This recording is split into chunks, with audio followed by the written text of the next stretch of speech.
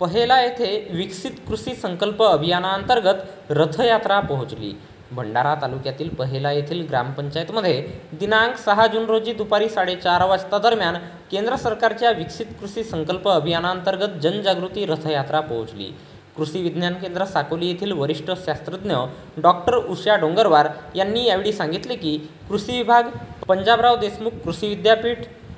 ICAR आणि MAFSU यांच्या सहकार्याने खरीप हंगामामध्ये शेतकऱ्यांना काय समस्या आहेत, त्यावर काय उपाययोजना करता येतील, त्याचप्रमाणे कृषी संकल्प अभियानांतर्गत शेतकऱ्यांना नवीन संशोधन आणि विकसित केलेले तंत्रज्ञान तसेच नवीन योजना आणि उपक्रम शेतकऱ्यांपर्यंत पोहोचविणे आणि कृषी विभागाच्या विविध योजनांचा लाभ शेतकऱ्यांना थेट मिळावा असे शासनाचे धोरण आहे। त्याकरिता या विकसित कृषी संकल्प अभियानाचे आयोजन भंडारा जिल्ह्यातील प्रत्येक तालुक्यातील दररोज 3 गावात दिनांक 29 मे ते 12 जून पर्यंत करण्यात येत असून त्याचे तांत्रिक मार्गदर्शन करण्यात येत आहे, असे त्यांनी सांगितले। यावेळी